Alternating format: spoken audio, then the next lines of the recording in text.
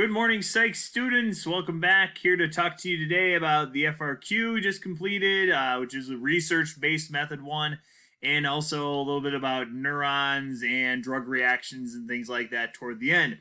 So we're looking at the FRQ today. Okay, from the other day, I believe that's FRQ number 11. Okay, of 12. Okay, one more I'll be posting later today. So the first part is more conceptual, and the second part is more research based. And I suppose you got it's a good combination because again, next Tuesday you're going to have one that's research based that'll be 15 minutes and one that's concept based, which will be 25 minutes. And I'm sure you're hearing stories about uploading problems and things like that, or hopefully that's not happening to you as you take AP tests, but be prepared for anything and technical glitches, things like that. Also check out the troubleshooting links that I posted on Teams the other day. So part A of FRQ number 11, explain how each of the following plays a role in eating behavior. Okay, so the concept part of it. So just how does this have to do with eating? Drive reduction theory.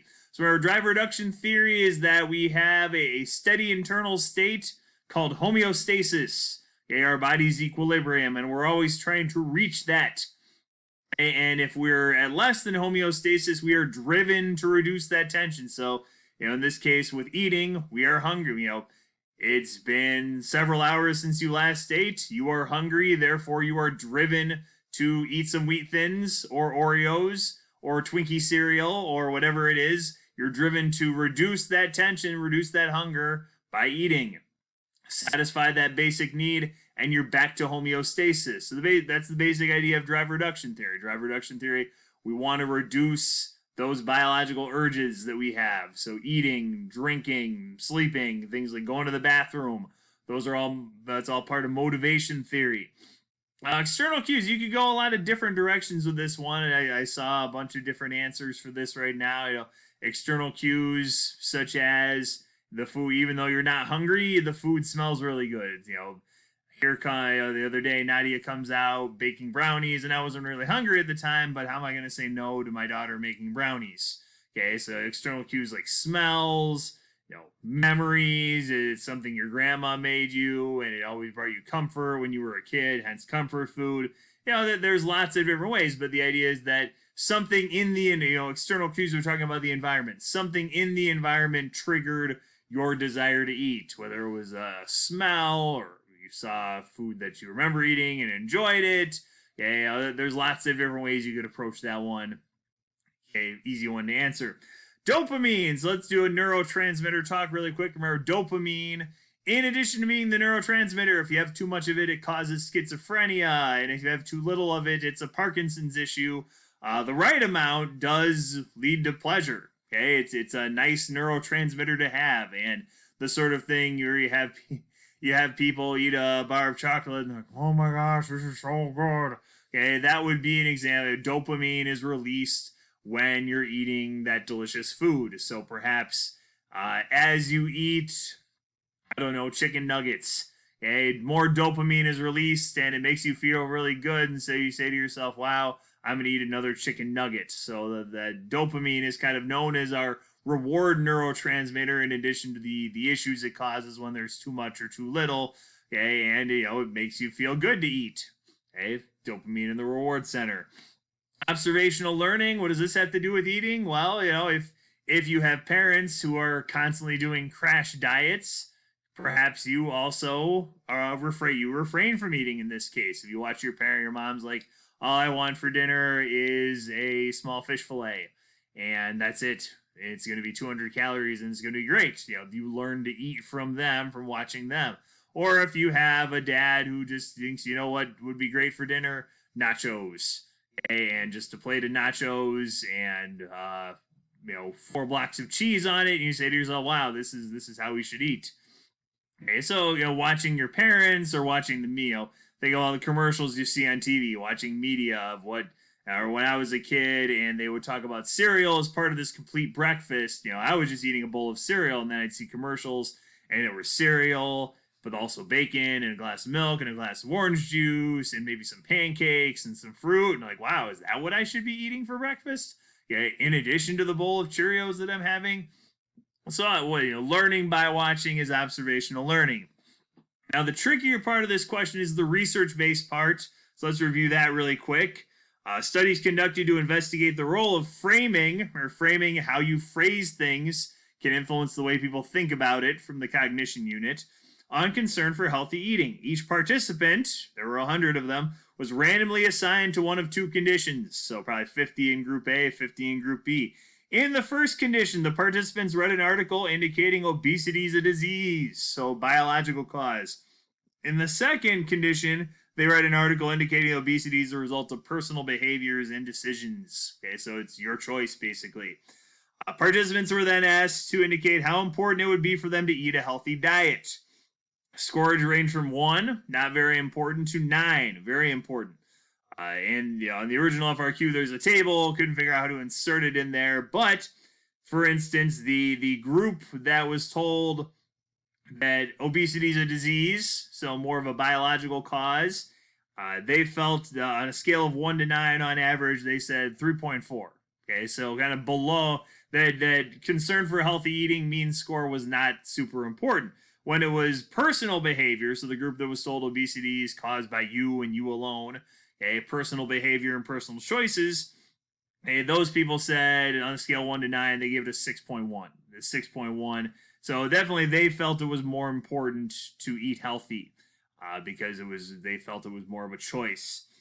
So operationally define the dependent variable. So the independent variable, and this is not obesity, okay, the independent variable is how was it framed? Okay, were they told that it's a choice, or were they told that it's beyond your control because it's biological? So operationally defining the dependent variable would be that 1 to 9 score.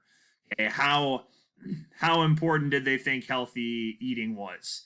Okay, so that score of 1, not very important, to 9, very important. That's how we measure the dependent variable. Okay, so that would be your operational definition, how we actually measuring things in the experiment. There you go, how we measured it, score of 1 to 9. What makes it experimental rather than correlational? Well, a few different things. Number one, there was manipulation involved. Correlation, we're just looking at the relationship between two variables, not necessarily looking at, did the researcher change anything? Just saying, you eat more, you weigh more, that sort of thing. That would be correlational. In this case, we manipulated how things were framed. That makes it an experiment. Also, the random assignment. Okay, the fact that we broke into groups randomly, two experimental groups in this case for comparison, that also makes it an experiment, not a correlational study. And the most appropriate conclusion, so it asks you to draw, what do you think happened in this experiment? The researchers can draw about the relationship between variables in the study. In this case, it's the conclusion that when people think that obesity is more biological, they don't think eating healthy is that important. If, however, they believe that obesity is based on personal decisions and your own behavior, they believe eating healthy is more important, almost twice as important as the people who believe it's a disease based on that 1 to 9 scale. Okay, so scores are pretty good on this one. I got a request of something else we could go over. Inhibitory neurons and excitatory neurons plus agonists and antagonists. So, quick review with inhibitory and excitatory neurons. We'll start with excitatory neurons. And the whole idea of an excitatory neuron is it makes your neurons more likely to fire. So it's kind of more of an active sort of interaction. So things like dopamine, okay? Dopamine, gets released while you're eating, okay? And then if we look at the neurotransmitter reaction, the neuron fires, it hits the terminal buttons. The terminal buttons have synaptic vesicles. Synaptic vesicles have the neurotransmitters. Neurotransmitters are released into the synapse where they float around, and they get picked up by receptor sites of the other dendrite, okay, receiving receptor sites on the receiving dendrite, who then send it again. And the whole idea of excitatory neurons is that makes it more likely to happen, that message gets passed along of, yum, yum, yum, we're eating chocolate. This is delicious. Next neuron, wow, chocolate, delicious. Next neuron, yum, chocolate, delicious. So excitatory neurons, things like serotonin, dopamine's a good example, acetylcholine, which is our memory neurotransmitter. Okay, if those messages, if it's being released and picked up, those messages will continue to be sent, okay, from neuron to neuron to neuron. And that's the idea of an excitatory neuron, more likely, or excitatory messages, okay, excitatory neurotransmitters, neurons, things like that, more likely to be sent. Inhibitory means less likely to be sent. And probably the best example of an inhibitory neuron and neurotransmitter is endorphins. Okay, so the best example is, endorphins, remember, are your pain blockers.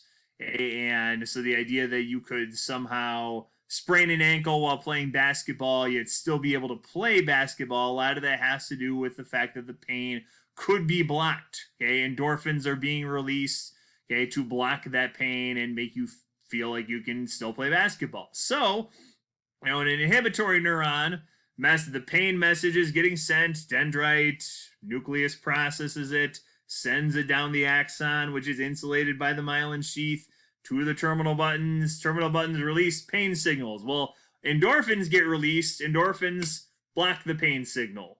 Okay, so instead of the message being sent from neuron to neuron to neuron all the way up to your brain, I can't play basketball anymore, this hurts too much, the endorphins have inhibited that response.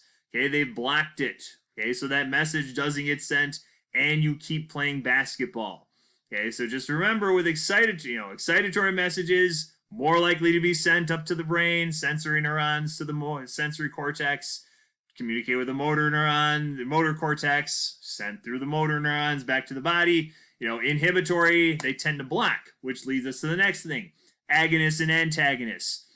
And agonists and antagonists, we're dealing with mimics, okay? We're not dealing with neurotransmitters. We're dealing with drugs that imitate neurotransmitters. So an agonist is a type of drug that's going to mimic really an excitatory neurotransmitter, okay?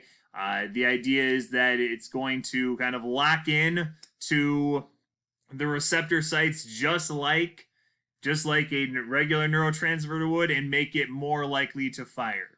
Okay, so, that sort of thing with an agonist, kind of some drugs work that way, okay? Some drugs, especially things like, cocaine and others, will often cause an excess release, or perhaps they mimic the neurotransmitters like dopamine, and they lock into those receptor sites.